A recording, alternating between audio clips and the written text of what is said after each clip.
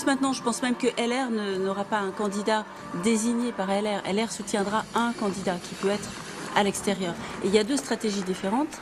C'est Marion Maréchal qui dit que ça se gagnera à droite, et Marine Le Pen, droite et gauche, voilà. populiste. Et on écoute Éric Zemmour.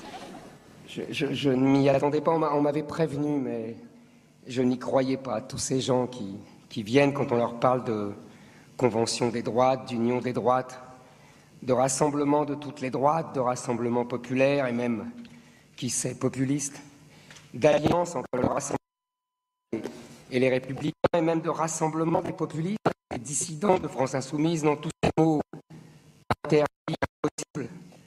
J'avais dit que les gens aimaient les chimères, et je ne croyais pas que ce fût le point.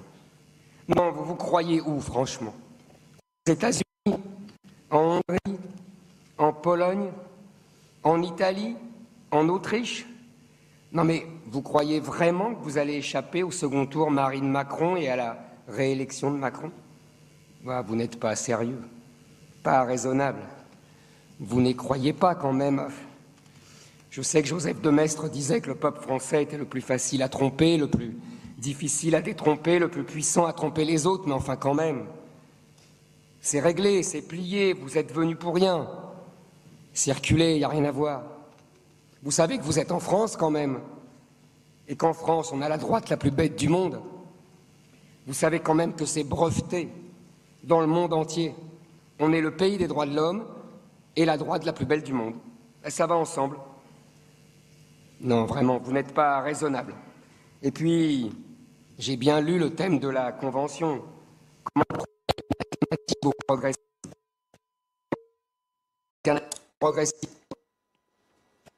Bon, malheureusement, on a quelques problèmes de liaison avec donc, ce début d'intervention d'Éric Zemmour qui prend la salle un peu à contre-pied avec cette ironie peut-être. Alors on va voir le reste du discours. Je ne sais pas si la liaison est un peu meilleure. C'est la grande de notre temps. Autre chose que Jésus-Christ ou Moïse. Et depuis 2 siècles, vous vous rendez compte? Comment refuser le progrès qui nous tend les bras? Comment ne pas louer cette magnifique révolution industrielle qui a permis la boucherie de Verdun? Comment ne pas louer cette science qui nous a donné la bombe atomique? Comment ne pas s'extasier sublime? Bon, malheureusement, effectivement, il y a vraiment des problèmes de liaison. Pardonnez-nous.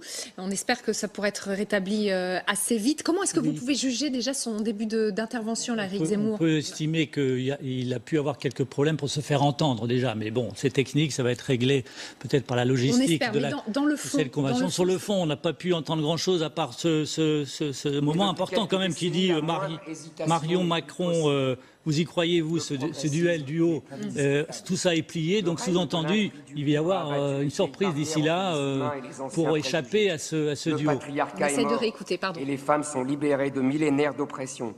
Les esclaves ont été sortis de leur fer. Caroline de Haas et Rokhaya Diallo sont reines du monde. C'est quand même autre chose que Bonaparte et Victor Hugo, quand même.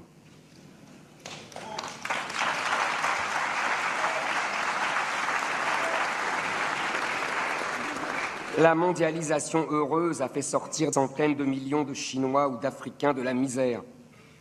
Et tant pis si elle a fait plonger des dizaines de millions d'Occidentaux dans la pauvreté et le chômage. Chacun son tour. Après tout, les ouvriers blancs ont bien profité de la colonisation et de l'échange inégal. Il n'est que justice qu'ils payent. Les beautés du progrès le plus récent me laissent chaque jour plus ébahi. Comment ne pas être séduit par ce vent de liberté qui règne sur la France et sur l'Occident? Comment ne pas approuver toutes ces lois qui sanctionnent la pensée et la parole, car on est bien plus libre en pensant bien et en taisant des pensées mauvaises? Comment ne pas être heureux de voir ces hommes au système pileux abondant qui peuvent enfin avouer leur vraie nature de femme?